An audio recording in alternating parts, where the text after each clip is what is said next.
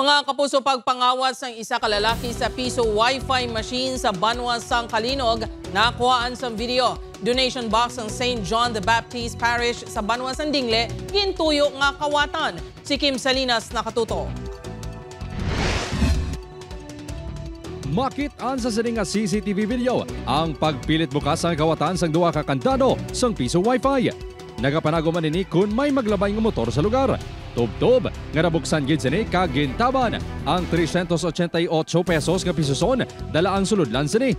Makitan man ang pagsakay sang sospek sa motor upod sa napatian upod sini.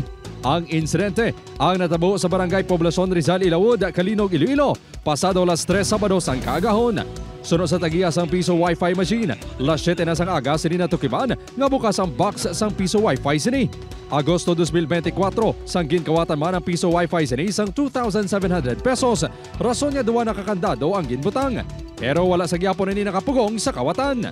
Ang subong, ang matuwa nila is 388 pesos. Kaya nakakuha sinidit ang Wednesday, una sila ni Mrs. sa harvest. Wala na nagpa-blatter si Denmark sa kapulisan kag wala na sang plano nga magpasaka sang kaso. Apisar sini, nag-investigar ang kapulisan kag natubod ang sospek nga si alias RR. Ginabulabanta nga edad 18 tub 19 anyos kag residente sang barangay Libot, Kalinog. Madamo sang record sang pagpangawat si alias RR sunod sa kapulisan. Padayon pa nga ginatumod sang kapulisan ang kaupod niya nagamaneho sa motorsiklo. May mga sila rin po sa barangay doon.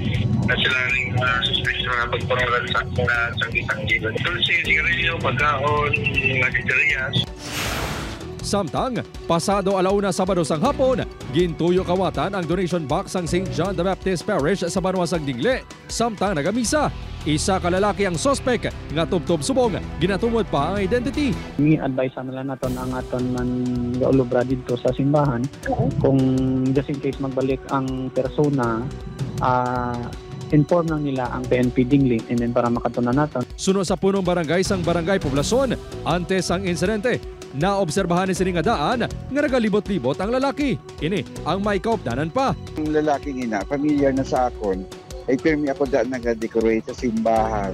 Ang mga wee hours in the afternoon or mga 11 or 10, nagkasulod at pirmi kalibot-libot. Abin nag-pray-pray.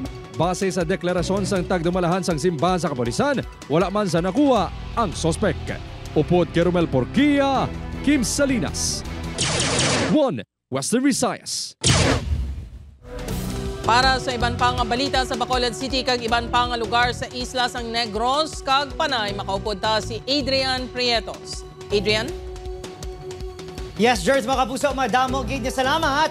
Malapit 6 million pesos nga balor sa suspected shabu. Na-recover naman sa 3 kaseparado ng operasyon kontra droga sa Bacolod City patimaan sa Pavia, Iloilo. Yan, balita nga itong gintutugka.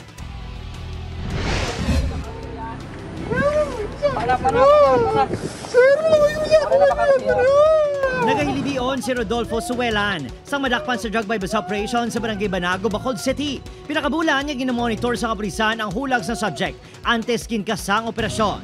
Mas over 3 million pesos nga balor sa suspected shabu ang na-recover kay Suelan. Sunod sa kapulisan, posible nga may mga koneksyon ini sa mga suppliers ng droga sa Luzon. Pero wala kita sa na-monitor nga drug group. Ang na-monitor natin, sir, mga independent player nga nagakontrata dito sa Manila nga magpasulot rin sa illegal nga to.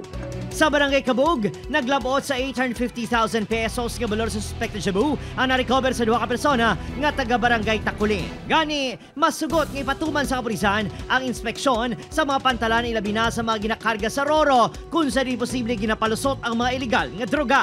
May na-monitor kita nga through Roro ang items. Parcel ang ila mode of transaction. Halin February 17, 2023, naglabot na sa 7.2 million pesos nga balor sa shabu ang na-recover sa Bacolod City. Gitinguan sang GMA Regional TV nga makuha ang bahin sang 3 apang nagpanugya ng kapulisan nga ipaiway-an ang interview sa mga nadakpan. Sa Barangay Hibao-an, Pavia, Iloilo, arestado sang Iloilo Provincial Drug Enforcement Unit ang 26 anyos si alias Lynn.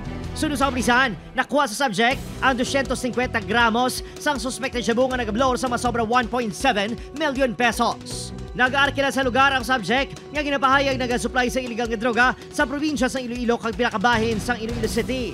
Ginapaagi ang transaksyon online, tubtob ma-deliver sang iya runner nga wala natabuan sa lugar sang impatigayon ang operasyon.